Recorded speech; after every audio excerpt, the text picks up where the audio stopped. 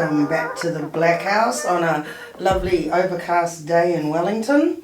You're on the air on 106.1 FM and we have Larry, London and Mia in the house. Hi. How's everyone today?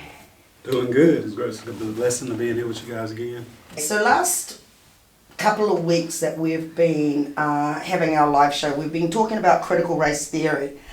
Today, I'd like to go a little bit more in depth with what you're doing, your PhD, and your PhD in critical race theory and doing it in New Zealand, because I remember one of the first things you said to me, or actually not to me, but you said in one of our first episodes that coming to New Zealand was not by accident.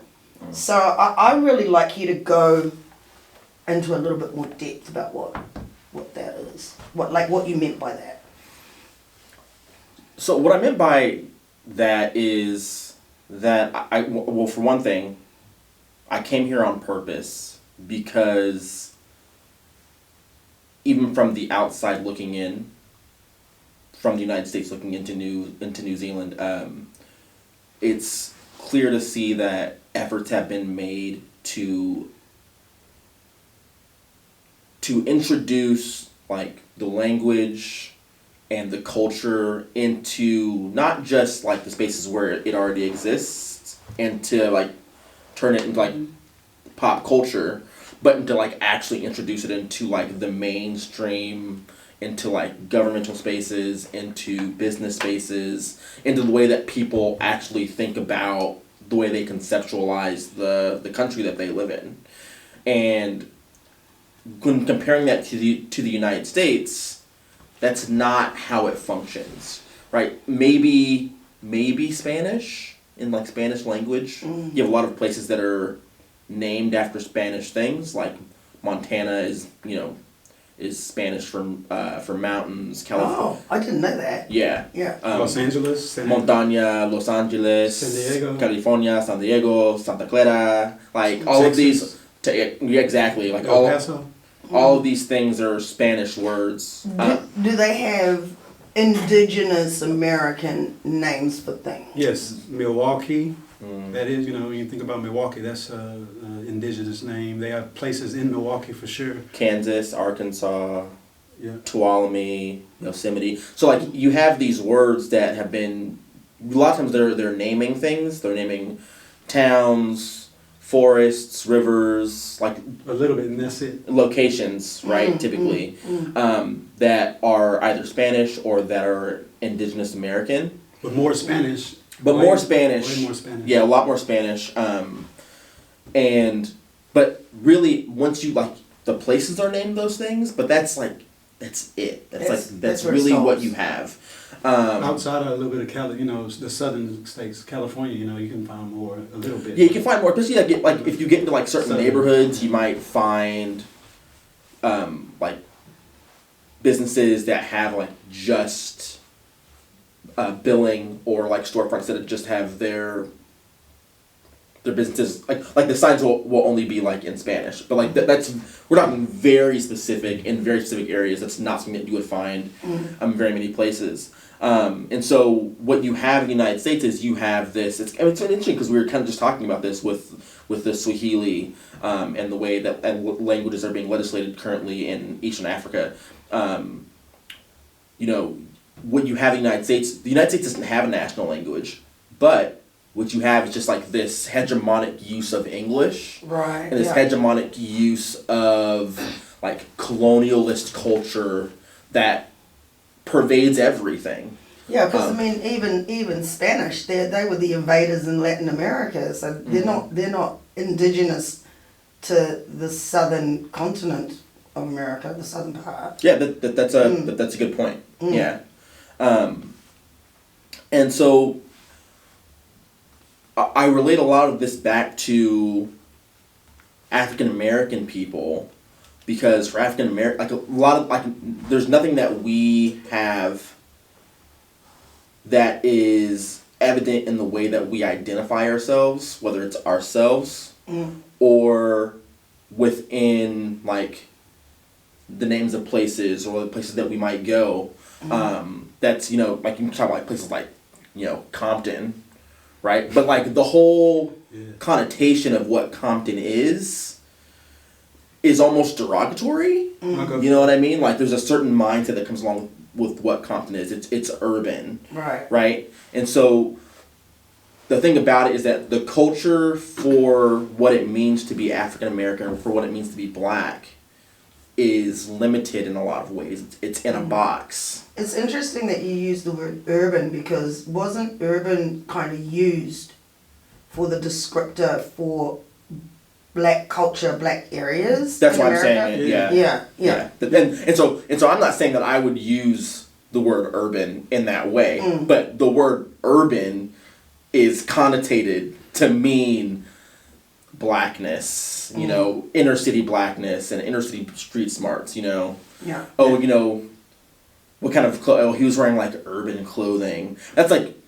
you know, you would I mean, especially maybe now the way that like pop culture is like the way that it's fluxing now, there's a lot of more like European American kids who are wearing like hip hop clothes and into hip hop culture, but you would probably still say urban. But like, especially like if you go back just like 5 years ago, 10 years ago, 15 years ago, if you were to call someone urban, like you're calling that person a brown person. Yeah. And so it all comes back to the box that black people are in. You made a point though, about the places Compton, right? But Brooklyn. You know, when you think of Brooklyn, what do you think? You know, people think of a certain thing, or the Bronx. Actually, Brooklyn, like for me, when I think of Brooklyn, I'm thinking of it's New York.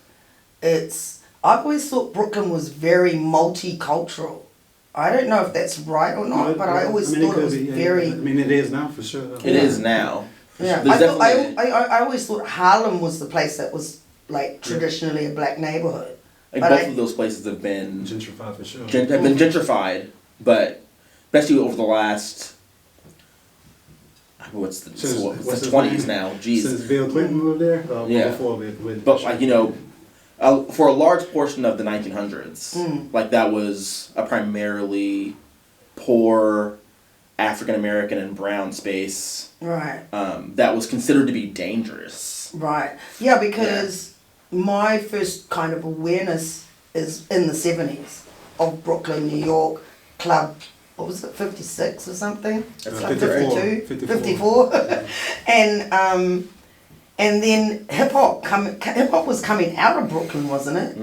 Largely Brooklyn and all that inner New York area. Yeah, I mean, it's all that, whether it's Brooklyn, the Bronx, some of them, they got their own, you know. Yeah, but in that, basically from New York. So, like, and that was also, wasn't that also a time when a lot of landowners and stuff were burning down their buildings or something for insurance? So that, you said it was poor, they were poor neighborhoods and they were trying to get their insurance money. So there was a lot, I was aware of that. So yeah, that was more, so they had a different type. So you had the buildings, so for sure they were doing that, slumlords, that's where you get that term slumlord. But then also, they have these brownstones, the houses that are really close, basically connected all together. That might be duplexes or quadruplexes that people, you know, basically just living in tightness. Yeah. And now brownstones are like, ooh, I want one of those. Yeah. And then it became the place to be, right? Yeah. Because that's sort of similar to what happened in Grey Lynn, with houses, long houses like this. Even Newtown, there's a lot of long houses very close together. And both of those areas have been gentrified. But the reason why I brought those back up, because you made a good point, like about Compton, and the reason I brought it up is because that when you think about it, you're right, because coming from America, when I think about black places, as far as what I know, most of them you do think about the rougher neighborhoods and like, you know, whether it's Fifth Ward, whether it's East St. Louis, whether it's Memphis, Little Rock, you know, you do that. But I'm sure there are neighborhoods that are really nice, but then, you know. But you don't really hear about the nice places in relation to, in relation to blackness, right? I think even from the outside looking in, that's kind of how we view the U.S.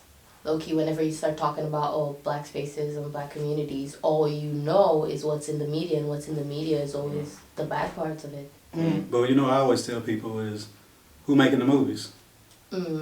So right. we ain't making the movies. I mean, it's the same thing the other way around. Like what do you think? Music, Well, like, what do you think about like what do you think people who are living in the United States think about places like Africa?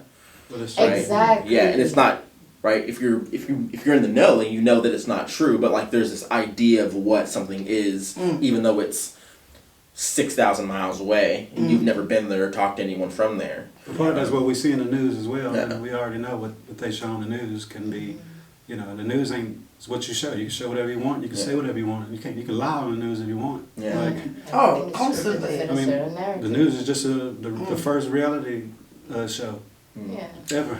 Yeah, so Just in, talk Right. about whatever they want, you know. Yeah. in relation to New Zealand, it's about me looking at people who are Pacifica, people who are Maori, and like seeing how I would say they're probably still in a box in a lot of ways, right? But that box allows for them to identify as themselves, and it allows for them to attach to their culture in different ways, in ways that Black and brown people in the United States don't have the ability to. And so, you know, the reason why I came here is because I wanted to look at how identity politics, race politics was functioning in New Zealand, Right. and to see if there was anything that could be learned about how things are functioning, Yeah. and can those lessons be taken back to the United States? So, you know. Yeah. So, okay, New Zealand has done a really, or Aotearoa has really done a good job of normalising te reo. I think it's done a really good job. What do you think we're doing well besides that? Do we actually, because me personally, I don't think in New Zealand our discourse on race is really up there. I'm seeing more young, articulated, educated Māori and other Indigenous peoples actually speak on it more now. My TikTok is full of it.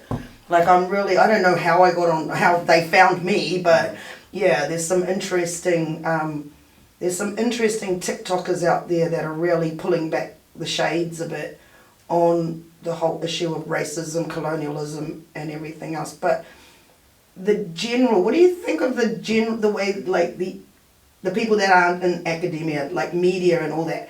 How do you think they're dealing with racial discourse in this country?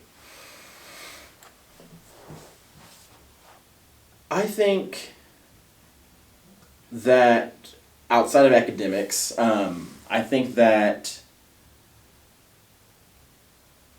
they're handling it better than we're handling it in the United States. I think that there's a lot of power in being able to identify with your culture. And I think that by identifying with the culture, it allows for more space. I think that there's obviously lots of problems in terms of like how the government is functioning. I remember, we were talking about like I keep coming back to this language thing and like this idea of like what decorum is like and what's proper. I remember when I first got here, I read an article about a guy who wanted to wear like a traditional Maori tie into the legislature. Yeah. And they were saying, oh no, you can't wear that tie because it's not a normal tie. And, Yeah. What is normal act? Yeah, and so I mean we could have a whole conversation about like what normal is and what normal isn't, and but like it's like and like so like you still have like those problems. I don't think if that racism doesn't exist here, that would be a very ignorant, incorrect thing to say.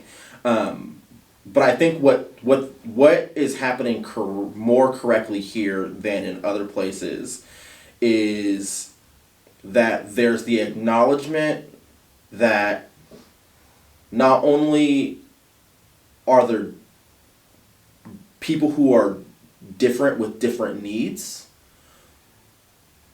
but those different needs are in some ways trying to be met based on what those differences actually are. Right? Yeah. And so, and like, and those conversations, whether they are sometimes productive, sometimes not productive, those conversations are happening. And I think that's something that's not happening in the United States. Like in the United States, it's a lot of times you'll have legislation that happens, and it'll be like blanket legislation, it might be for some people, it might be to protect some people, but like the language in it isn't, geared or garnered towards some people. And Okay. Yeah, So that's- okay. So that's a different fight, right? So if you look at New Zealand and look at America. So in America, we talk about critical race theory from a African American, from a slavery where we were brought from somewhere else to a new place. Well, the indigenous Indians or Native Americans in America, their fight is more in line with the Maori here. So then if you come to New Zealand, like, of course, what people might see is racism, because racism ain't about whether, but the fight is different. So they're just, they already know, we just want to be us. Where Yeah, one's a human rights fight, another one's also land fight. Yep, but the other thing in America was, so they took us from where, so we can't say, "Oh, give us our land back," because we don't, and then we don't even know where the land we came from. We don't know what language we should be speaking. We don't know what our ancestor religion was. So it's hard to, but here, and as a Maori person, hey, I want my land back. I want to be able to preach, go to my gods, Papatua Nuku and all the, hey, the Matariki, they know everything, right?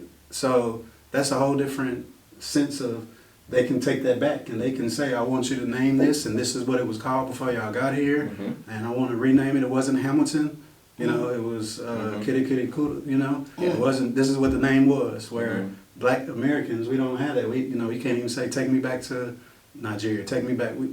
They don't know. Right. So that's why the only difference. But I agree. No, I think what you're getting at, Larry, is you're getting at the crux of the issue when it comes to like what the problem is with African Americans, is that they don't have they don't know what the root is. There's nowhere for them to go, right?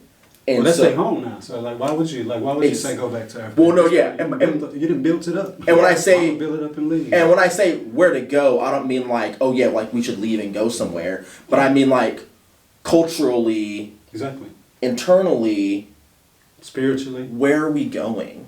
Yeah. And that's the question. And so when we talk about what's happening correctly here, and there's lots of reasons why it's happening correctly. There's lots of things that they can call back to, hey, we want to do this, we want to rename this place correctly, but we can also say hey, this is the land that we want our own hospitals, we want better representation in the legislation, in parliament, right? There's lots of things, right? They have a treaty though, so that's the big so the big thing is the treaty, right? Treaty Waitangi, so that's what everywhere they hold that accountable. Whereas an African American, exactly, even the Aboriginals, do they have that to hold? No, they don't have a treaty. Yeah. Yeah, and so even with that said, you see a lot of those conversations are publicly present. Even with Native Americans, you don't hear these conversations. Yeah, right? that was something I've always found really. I've got friends in Florida that are, they're American, but they don't claim to be African American. They present black, and they've been educating me about how there was a lot of Indian tribes that were actually black tribes. They weren't all kind of the Siberian crossing appearance. You know what I mean? Yep. Like the ones that we understand to be Indian now, And when slaves were, after emancipation, slaves were actually running away to some of these people who were taking them in. And, it makes a lot of sense to me that some of these Indian tribes, if they look the same, why wouldn't they take them in? They'd sort of see that that's a brother or that's a sister, yeah, we'll help you out.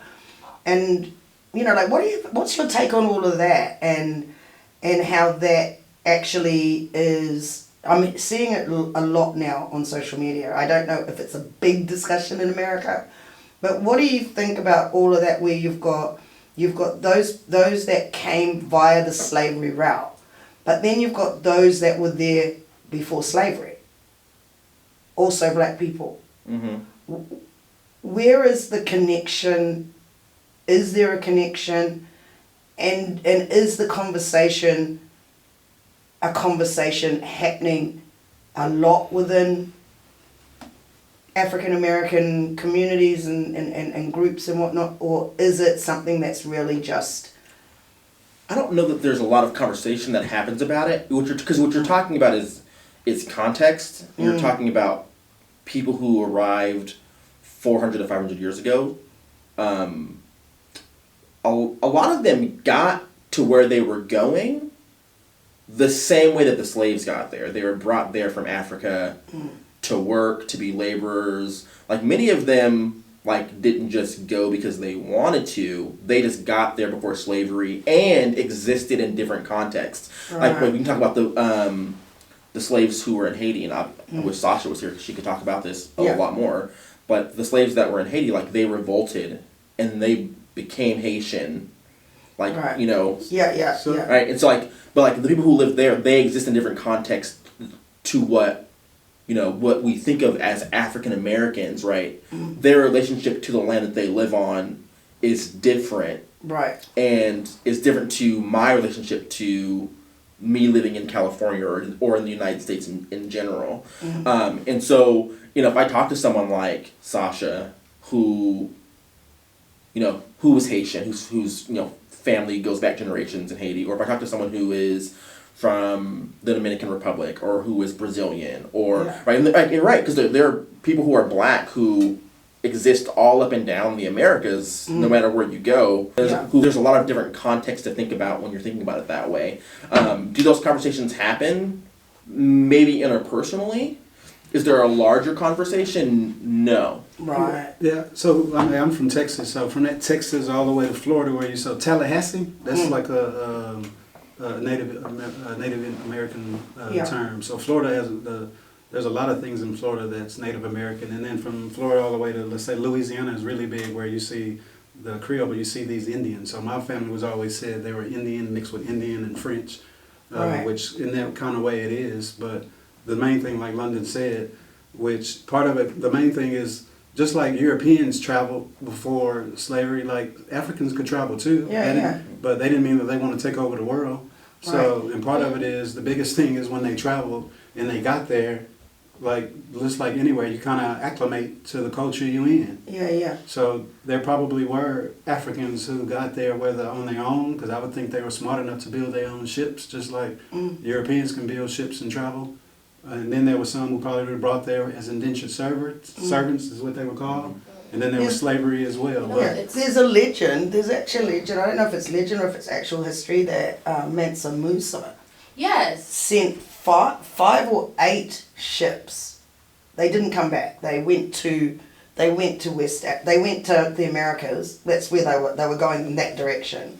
They never came back. But that was centuries before slavery. Like, exactly. That's, that's the point. I mean, I don't think they were going there to be slaves. But yeah, so that's what I was saying. Like, there are a lot of people who were brought there through slavery or for, like, indentured servitude. There are people who were brought there in other contexts as well. And so all I'm saying is that there are people who exist in the Americas under different contexts in different countries for different reasons. But you're talking about people who exist over, I mean, just vast differences. Vast distances. And so those conversations about, you know, how similar am I to you, from me being someone who's from California and you're from Brazil, and we're both of African descent. Like, I'm sure they're, like, on a certain level we're going to identify, right? Because, right, we're black and we're going to identify, and there's a certain struggle that comes along with blackness, right? So we'll identify on that level. But are those larger conversations about colonialization, about the struggle? Maybe. It is, but I think that those are interpersonal conversations. They're not larger conversations that are a political... Go ahead. Just to sidetrack out just a little bit. Going back to when you were talking about the different people who, again, Mansa Musa, who sent the 5 ships, and people traveling to the U.S. way before our colonialism, way before slavery and stuff like that. I don't know why it's limited to, at least traveling was limited to Europeans only. Different societies didn't feel the need to move. Then again, you can look where we live now. we live amongst the greatest navigators known to man, Pacific Islanders, whereby they travel different island to island depending on the need of the people. And even when the first time I came here and people were telling me about like, oh, you know, like Maori people actually migrated here. I don't know the credibility of that, but they're like, oh, basically before colonialists ever found New Zealand, they were the first people to come here and things like that. And I don't know why there's this narrative going around like movements only happened with white people. Or even the notion that culture is static or identity is something that's static. Because when you think about it, over millennia, whatever you are developing in that part of the world that you're living in, whatever you're doing, that becomes who you are. You know, after generation after, that's who you are. Yeah. And so I think that the identity, I think that sometimes identity discussions sometimes they can be empowering and sometimes they can be limiting. Yeah, and so what you're getting, I mean, you're really getting at my paper. Oh, now. okay. Wow, so, I didn't know that. No, yeah, but the anthropologist's brain. I think a lot of times we throw this word discourse around. Like, you know, we just talk about, like, you use it. But discourse, at the end of the day, it's a system of thinking. It's not just like the conversations that we're having, but it's really the system that shapes the conversations that we're having, and it's the system that shapes the way that we're thinking about different things. And you, Leah, you said a couple of very interesting things just now. You said the way that we think about identity is static, but that's not really how it functions. And no, not at all. In my paper, I talk about discourse, and I talk about symbolic interactionism, and I talk about performativity. Right. So let's talk about symbolic interactionism first. Symbolic interactionism, and I'm not sure if I've talked about this on the show before, but the crux of it is that meaning is constantly being created through the interactions that we're having. And therefore, meaning is constantly evolving through the interactions that we have, and therefore, like, nothing is changing. So, for example, if I don't know Larry, and Larry walks in and we start talking, right? We start interacting. The context of our relationship is changing. Now, if I come back 2 weeks later and Larry and I keep talking, and our relationship is undeniably going to change because we are continuing to interact, right? The same thing happens on a racial level, right? Yeah. And so, you know, if you bring slaves over, or if you come over if you're on Matsumusa's boats, you come over and you start interacting with people who are outside of your culture, right? You're gonna begin at one context. The context is constantly going to change, but we don't really think about it like that, right? Yeah. We think about blackness, whiteness. We think about race as being these set factors that determine how we act and treat other people. Yeah. So this gets into discourse, right?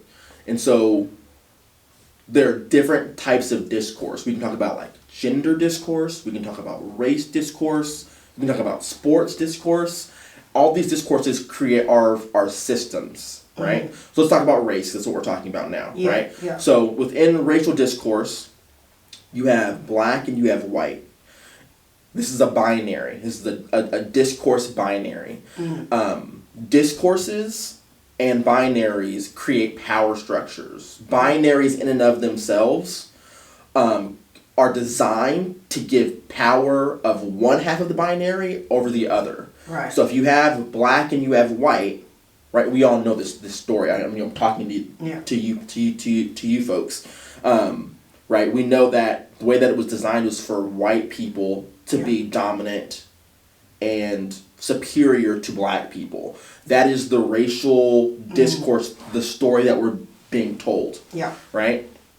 And so we go through life being told this, being taught this in school, right? Oh, well, slavery happened. This happened because blacks were treated as inferior. Yeah. And like, even when you're teaching it in school, you're teaching that like, okay, well these things were wrong.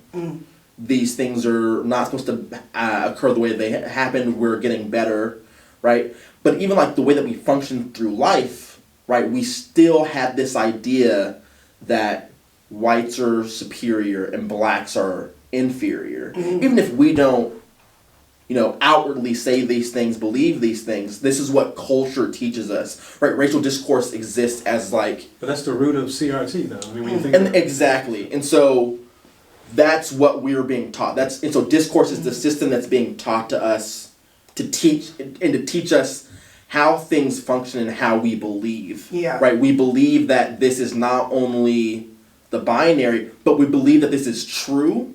Yeah. And this is just how things are. This is the static notion of how things are. So this leads into performativity.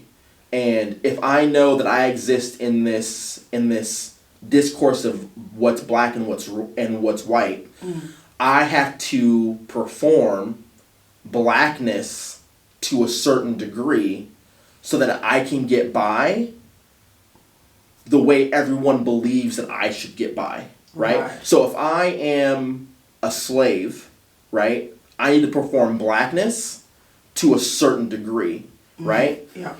Right? Now, that's what makes you a slave. That you're gonna perform. Right. You're gonna get whooped, right. so. Right. You need to work the field. You need to be respectful of the masters of the plantation. You need to be obedient. You need to do all those things that come along with being a slave. Right. Right. And if you don't perform the way that you're supposed to, if you run away, if you mouth off, if you operate outside of the rules and regulations that have been given to you, then you are punished. Right. Whether you're killed, you're whipped. Now, going back to exactly right now going back to symbolic interactionism, we know that context changes, right? So we can move the time scale from slavery to now, and we can look at black performativity and what does that look like today, right? And this is specifically America, so. Right. Yeah, I mean, is it New Zealand? We can say it's specifically America, but I think that these discourses exist everywhere. Right. Yeah. And so, but what you're talking about from slavery to that's a specific. I mean, I'm talking about America, but I'm using it just as a general example. Time. You're talking about from time. But I'm talking about as time, right? So like, during slavery, there was a way that you were supposed to perform blackness. Context changes because of symbolic interactionism. We know that things are constantly changing. Relationships change, right? Slavery ends. We move through all these different phases of oppression. And here we are now. What does black performativity look like today? And if you don't perform blackness, you will still be punished in different ways. Yeah. You're not acting black at all. I mean, this is all a part of racial discourse. It controls what it controls what is known to be true, whether or not it is actually true. It's so damaging, right? I think. For something to be true, it doesn't have to be true. The people who are living in the system have to believe it to be true. Yeah. I mean, like the thing is, I think, like when you know your identity, which I always knew my identity. I always knew my father was Tanzanian. I always knew that. But it's when I was dealing with people outside of me. I confused them, if you know what I mean. My existence confused them. Like, how did you get here? Where did you learn to speak English? All of these questions that Africans that have come over from the continent and say, I was asked all these questions for nearly most of my life. I mean, that's because that shows you how segregated New Zealand was. Because if you were African, you were only with African. And if you were Indian, you're only with Indians. Yeah. Where probably in America what made it different is that it was probably mixed. But then, like, London was saying something that is different. It's not about, like, what London's saying is kind of in the black community is around what blackness is or how black, it's not other people. Because in America, you're either white or black to somebody, but from what London, correct me if I'm wrong, it's about how you act. Is that, it might be another black person. Yeah, like there's a certain level of performance that. Well, it's the way. Like, do I have to do something to be more Tanzanian? Have you heard the term Ebonics? Yes. Oh, yeah. So, for using that term, so we can be all on the same page, is Ebonics was the way of how you talk in black in a certain way, and if you didn't use Ebonics, somebody and you use, let's say, proper English, then they would say, oh, you're talking white. Right. Yeah. So either, so that's how it's somebody, but that's kind of in a way of being taught where, hey, if you're from the hood, this is how you talk versus, hey, this is how you talk to everybody and having manners and, so, but then if your hood is telling you a certain way, because obviously coming from Texas, I already know somebody that's from California, they move to Texas, they talk more proper than they do in Texas. We talk probably more country.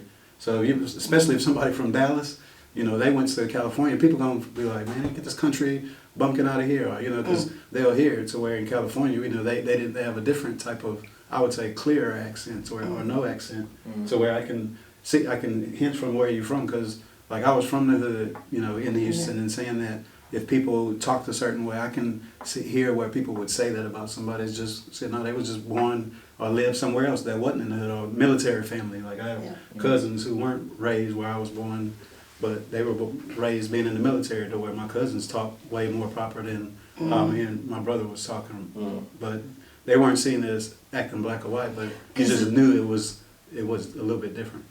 Yeah, that was another term I used to hear a lot, cultural capital and value. You know what I mean? Oh yeah, I know what you mean. Yeah. And their accents, like, even though growing, when you say symbolic interactionism, and I want to know if I've got you right here, when I was outside of the house as a young child, 10, 11, 12, and most of my friends outside the house were either Māori or Pacifica, and so I'd pick up language, I'd pick up accent, I'd pick up stuff like that, and then when I went back to the house, this is before I was 12, in that house, that was deemed as being, like you have to speak proper English. And I was like, I am speaking English. That's interesting because I can relate a lot to that. Growing up, my dad, he played a lot of cartoons from the US in our TV. So when I grew up speaking both English and Swahili, and I had a better English accent, if I can, like, quote unquote, better English accent than most of my other kids. And it's funny because the kids would always refer to me as like, oh, you're trying to act white, or you're trying to do this, and you're trying to do that. And at least coming from Tanzania, knowing that we don't really have a specific accent when it comes to speaking English. And when kids leave Tanzania, this is like a running trend right now. When a lot of kids go study international, and whatever place they're in, they get that accent. Yes, when they go back home, it's like your orchestra is like, oh my God, you're acting white, or you're acting this. Because a lot of people would go to the UK, or a lot of people go to the US, and they'll start speaking up like how people speak. And then when they go back home, it's a problem. Like me, I hung out with a lot of Jamaicans when I was in Canada, like a lot of Jamaicans, a lot of Trinidadians, and when I'm here, people are like, oh, are you Jamaican? I'm like, no, I'm Tanzanian. And they're like, wait, why do you speak like this? I'm like, because you pick up where you go. You pick up. But part of that is like people got to travel to know better, right? And like you say, anywhere you go, like if right now you go and have a kid in Ireland, guess what your kid gonna sound like? He's gonna sound like an Irish kid. That's all he talk to. Because like when you communicate with somebody, like they saying it the way that they say it. Yeah. You hearing it, so you're gonna repeat it back how you hear it. So especially if you never heard it, that's how you learn the language. So my kids, I speak English to my kids, American English, but my kids sound like they're Kiwi because that's who they're talking to. And it's kind of like what we're saying, that none of it is static, right? We think about it as, so why do you sound like that? You're supposed to sound like this because the situation in my head, the way that I've thought about this, the way the system is telling me it is, the system is telling me that it's static and it shouldn't be changing, and yet here you are in front of me, changing. And also that's ignorance too, right? Because they're only hearing what the system is telling them versus them experiencing it themselves. So that's what you mean by symbolic interactionism, that we start performing in certain ways to kind of like fit? What people expect for us to fit. I'm saying symbolic interactionism is the idea that things are is the idea that we get different meanings and context from things that are changing around us, or from ourselves changing. So for example, like if you're moving from Tanzania to Canada, right? You're going to interact with people, your meaning for what life is, for what language is, for what school is, for the entire context of your life is going to change, and therefore you are going to change. And the people that you are interacting with are going to also change because they're interacting with you. Yeah. So that's what's involved. Performativity is what comes after. Right. Right? So, and so, like, because a lot of it, it's like, I'm not who I am. I'm not who you think I am. Oh, I am who I think you think I am. Right? So I need to perform in a way that I think is in accordance to you, to you, but to really the system at large. So I'm just watching the time, and like we've gone on so many like tangents here. What specifically can you tell us about your PhD and what you're focusing on? So my PhD is about my master's program. It's about getting rid of racial discourse, or changing racial discourse, so that we understand it not as something that is static, but something that is more fluid. Yeah. And so I know that I talked about this before. Really, like, the crux of my ideas right now talk about getting rid of the terms black and white and relating ourselves back to something that's different. Right. If we go back to this binary that I was talking about, the binary of black and white that exists within racial discourse, this binary it tells us the narrative of who we should be and how we should act around each other and to each other. If we can detach ourselves from that binary, we can detach ourselves from that narrative. Right. And become something different through symbolic interactionism. Right. And so, wow, I know this is like big thought. And so I know when we were talking about this, this is probably like a month and a half ago. I was talking about like, do we call ourselves black? Or do we call ourselves African American? Do we call ourselves something else entirely different? I wasn't saying, are we okay being called black? I was saying, I think that real discussion should be had about whether or not we call ourselves black at all. And whether or not we allow others to call ourselves black. Right. And whether or not we acknowledge people who are of European descent as white. We shouldn't use those terms anymore, because by using those terms, we are in that narrative. You're in that binary. Gotcha. And so, how can you get rid of racism if you're constantly living in a racialized world, if you're constantly internalizing racism? We talked about, there are 4 different kinds of racism. Yeah. Internalized racism, interpersonal racism, institutional racism, and structural racism. We do a really good job of identifying and dealing with the middle two, interpersonal racism. That's like, I'm being mean to this person in a racial way for whatever reason. Institutional racism, the police are doing something, there's legislation that's doing something. The two on the outside are the ones that we have problems with. How do we think about ourselves in racial ways? How does that impact ourselves? How does that impact others? Yeah. The way that we think about it, this is the discourse and what we're being taught. The structural racism, this is the system, the discourse. How do we deal with those things? These things come back to the root of where the discourse comes from. Yeah. And if we're going to get rid of these things, then we need to attack that root. One thing that I think is really important, if you give a group of people a name that they did not choose and you define them by that name, you are constantly going to define them by their oppression. Yeah. But if they don't know what would from my situation, I did the DNA, so what would I be called? I don't know. I agree. I think that, and this goes back to why we need to have a discussion about it, because a lot of it comes back to the fact that I know, as black people, as African Americans, people of African descent, we've been, oppressed in lots of ways. We need to have conversations with ourselves to do that work to figure out what the next step is. Do I know what that next step is? No. But you want to be called. But I'm saying we need to take the next step, and this involves stopping the use of these terms. You know what? It's always good to have you in here, London. I think we've got lots of more things to talk about. I would like to come back, maybe in a month's time, and continue having this discussion. What do you think? I'm always good to have this Because I conversation. like that idea, what you've just hit on now. How do we think about it? So that's us, guys. It's the Blackhouse 106.1 FM. We'll see you next week with some music, I think. That's us.